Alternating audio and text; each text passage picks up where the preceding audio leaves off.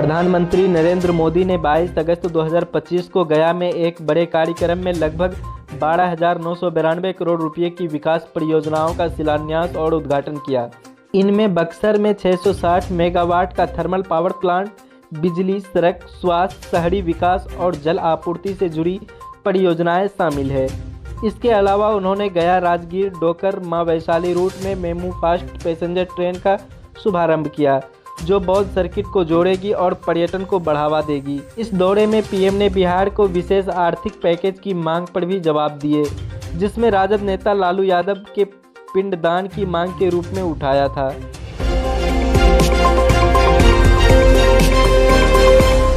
कांग्रेस नेता राहुल गांधी और राजद नेता तेजस्वी यादव ने वोटर अधिकार यात्रा 22 अगस्त को बिहार के विभिन्न हिस्सों में जारी रही। यह यात्रा बिहार विधानसभा चुनाव 2025 की तैयारियों का हिस्सा है, जिसमें मतदान सूची से कथित तौर पर 65 लाख नाम हटाए जाने का मुद्दा जोर शोर से उठाया जा रहा है। विपक्ष इंडिया गठबंधन ने इसे लोकतंत्र के खिलाफ साजिश करार दिया है। हालांकि नवादा जिला प्रशासन ने राहुल के इस दावे को खारिज किया, जिसमें उन्होंने सुबोध कुमार के नाम वोटर लिस्ट से हटाने की बात कही थी। यह यात्रा सियासी तापमान को और बढ़ा रही है।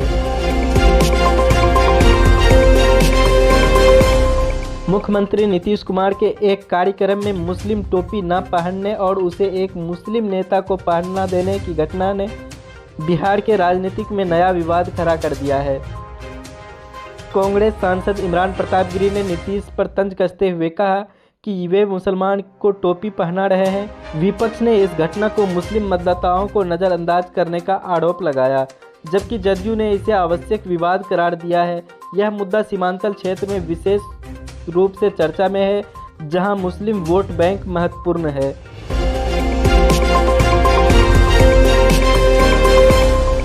मुजफ्फरपुर के डोली रेलवे स्टेशन पर उत्पादन विभाग ने 22 अगस्त को भी अपनी कार्रवाई जारी रखी। अमृतसर जयनगर शहीद एक्सप्रेस से शराब की खेप लाने वाले 3 महिलाओं और 1 पुरुषों को पहले ही गिरफ्तार किया गया था और इन मामले में पूछताछ तेज हो गई है।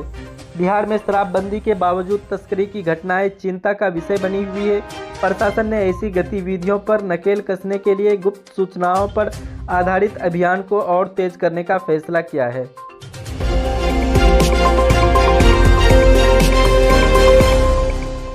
भागलपुर में साहिबगंज मनिहारी के बीच 6 किलोमीटर लंबे गंगा पुल का निर्माण कार्य तेजी से चल रहा है, जिसके 2027 तक पूरा होने की उम्मीद है। यह पुल भागलपुर, साहिबगंज और कटिहार को बेहतर कनेक्टिविटी प्रदान करेगा। इसके साथ ही भागलपुर में प्रस्तावित ग्रीनफील्ड हवाई अड्डे के लिए सर्वेक्षण कार्य शुरू हो गया है, जिसके लिए 2.9 करोड़ रुपये की बजट मंजूर किया गया है। यह परियोजना बिहार के पूर्वी क्षेत्र के लिए गेम चेंजर साबित हो सकती है।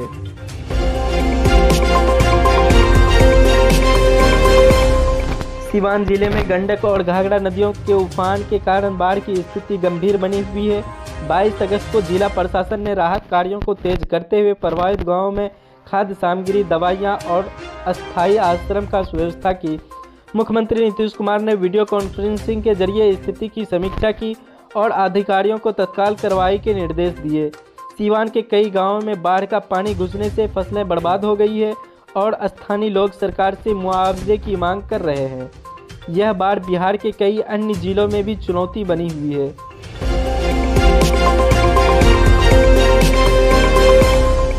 वैशाली जिले में 22 अगस्त को सरकार ने एक नए औद्योगिक पार्क की स्थापना का प्रस्ताव रखा। यह परियोजना स्थानीय युवाओं के लिए रोजगार सृजन की औद्योगिक विकास को बढ़ावा देने के उद्देश्य से शुरू की गई है। यह पार्क में छोटे और मध्यम उद्योग को प्रोत्साहन दिया जाएगा, जिससे वैशाली और आसपास के क्षेत्रों में आर्थिक गतिविधियां बढ़ेगी। इस कदम को विधानसभा चुनाव से पहले सरकार की उपलब्धियों को पारदर्शित करने और रणनीति के रूप में भी देखा जा रहा है।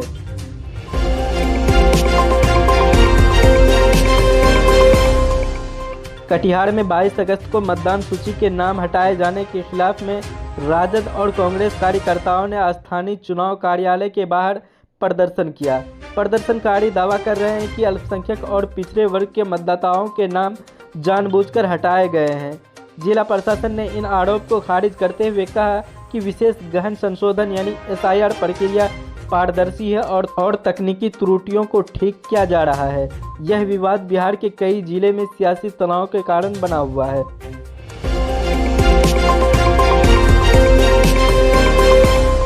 22 अगस्त को गया में प्रधानमंत्री नरेंद्र मोदी के दौरे के दौरान स्वास्थ्य सेवाओं से जुड़ी कई परियोजनाओं का उद्घाटन किया गया, जिसमें जिला अस्पताल में नया ऑपरेशन थिएटर, आईसीयू यूनिट और डायलिसिस सेंटर शामिल है। इसके अलावा ग्रामीण क्षेत्र में मोबाइल मेडिकल वैन शुरू की गई है, जो दूर दराज के गांवों में स्वास्थ्य सेवाएं प्रदान करेगी। यह कदम बिहार के स्वास्थ्य सुविधाओं को मजबूत करने की दिशा में महत्वपूर्ण है, खासकर गया जैसे धार्मिक और पर्यटन केंद्रों में।